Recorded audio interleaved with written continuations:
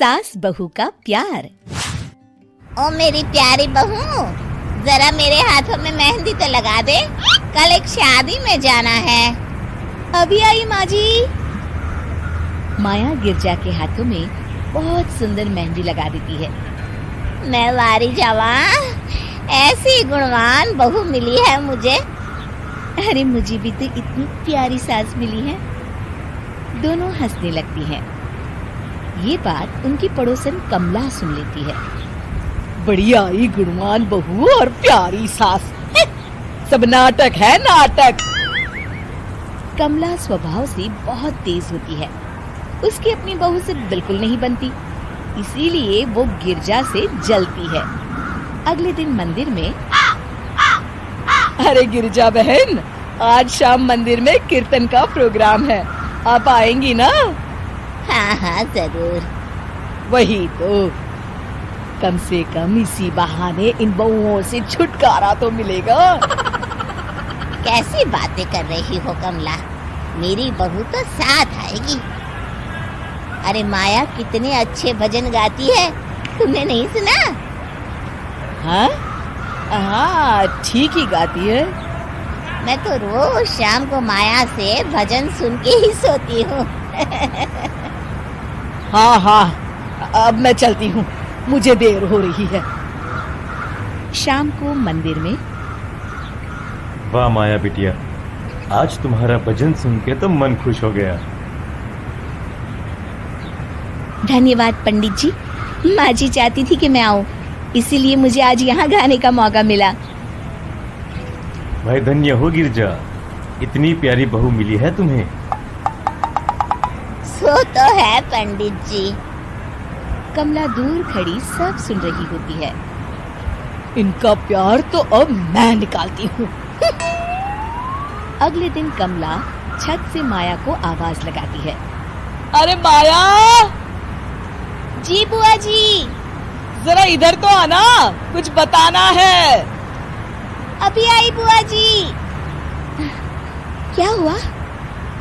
माया कमला के पास जाती है।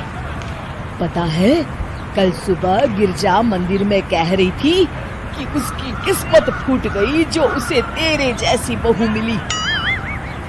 अच्छा बुआ जी, किसी बात पर गुस्से में कह दिया होगा। आप तो जानती हैं, माँ जी मुझे कितना प्यार करती हैं। अरे वो चाहती ही नहीं थी कि तू मंदिर में आए, वो तो मेरे बहुत कहने पर तुझे लेकर आई। दरअसल बुआ जी, घर पर बहुत काम रहता है ना, इसलिए माँ जी ने सोचा होगा मैं थक जाऊंगी। देखिए ना, कल हम मंदिर से देर रात घर आए तो उन्होंने कोई काम मुझे अकेले नहीं करने दिया। खाना उन्होंने खुद बनाया। अरे ये कलमुही तो अपनी सास की बुराई करने को तैयार ही नहीं। और कुछ बुआ जी? है? नहीं नहीं, और कुछ नहीं, अब तो जा यहाँ से। अगले दिन मंदिर में, अरे ओ गिरजा, कल तेरी बहू आई थी मेरे पास। माया आई होगी, वो सबसे हंसती बोलती रहती जो है। अरे हंसना बोलना क्या, तुझे कोस रही थी। ऐसा हो ही नहीं सकता, तुझे सुनने में कोई गलती हुई होगी। कसम से गिरजा, वो कह रही थी मुझे तो मेरी सास ने नौकर समझ लिया है। दिन भर घर का काम करती रहती हूँ मैं, और मेरी सास आराम करती है। अरे ज्यादा काम से थक गई होगी तो गुस्से में कह दिया होगा।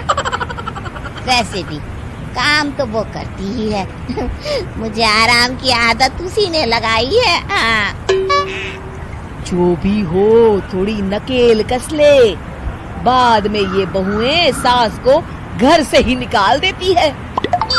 कैसी बातें करती हैं कमला, मैं तो कहूँगी तू अपनी बहू के साथ प्यार से रहा कर, इधर उधर की बातों में ज्यादा ध्यान मत दिया कर। बड़ी आई मुझे सिखाने, मैंने तो तेरी भलाई के लिए कहा था, नहीं सुनना तो जा यहाँ से। अगले दिन, क्या हुआ माँ जी? कमला बुआ जी क्या कह रही थी? तू तो जानती है कमला और उसकी बातें। हाँ हाँ, बड़ी परेशान है हमारा प्यार देखकर। अरे ना समझ है वो। दोनों खिलखिलाने लगती हैं। शाम को कमला मंदिर के कोने में अकेली बैठी होती है। क्या हुआ कमला बेटी? पंडित जी, मैं बहुत परेशान हूँ। मेरी बहू मुझे प्यार नहीं करती।